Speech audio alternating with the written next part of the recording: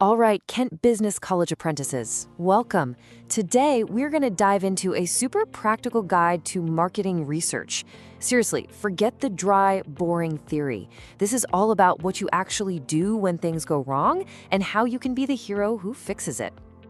So, just picture this for a second. You've launched this new product, you were totally hyped about it, but the sales numbers? Yeah, they're not just bad, they're non-existent. Crickets. So what do? Does the panic set in? Do you slash the price? Blame the ad agency? What is your first, most critical move? Well, this isn't just some random question. Let's meet Alex. Now, Alex is a marketing apprentice, probably a lot like you, and she is living this exact nightmare right now. Her big project is tanking, and yeah, everyone's looking at her for answers. No pressure at all, right? But don't worry, Alex has a secret weapon.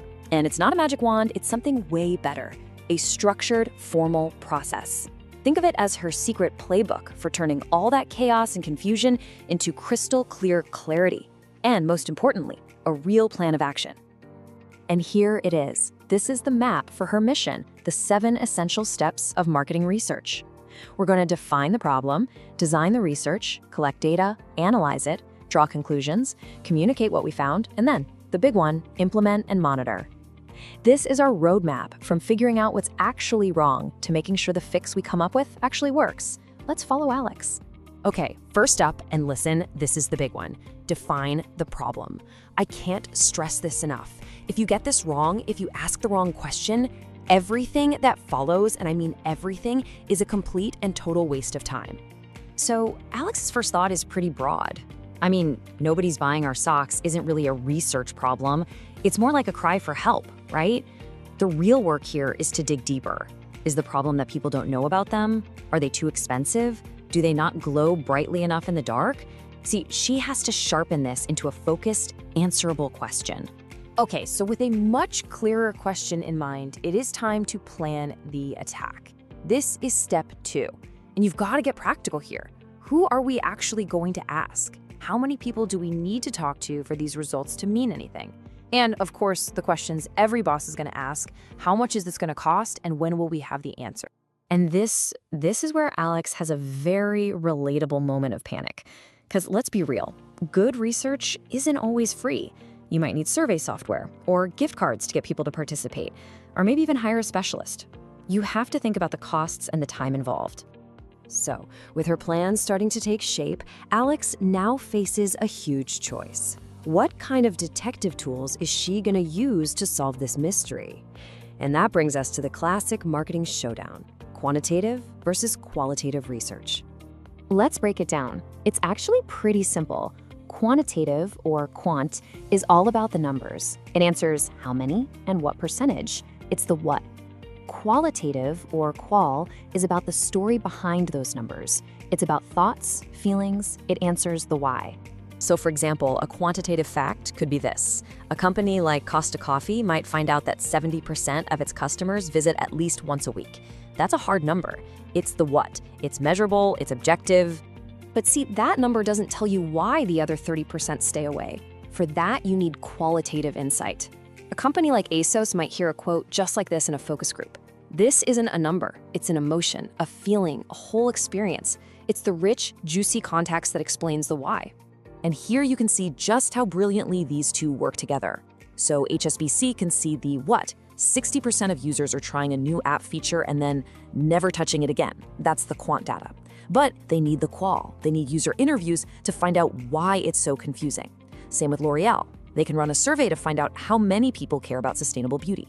But they need focus groups to truly understand what that phrase even means to real people. So armed with her plan and her chosen tools, Alex goes out and collects the data.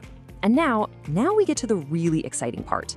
This is where she puts on her detective hat and starts to crack the case, turning all of this raw information into some real answers.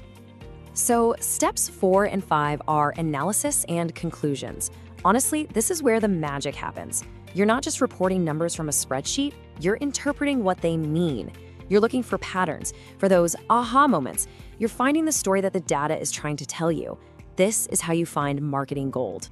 Alex might find something that looks a lot like this.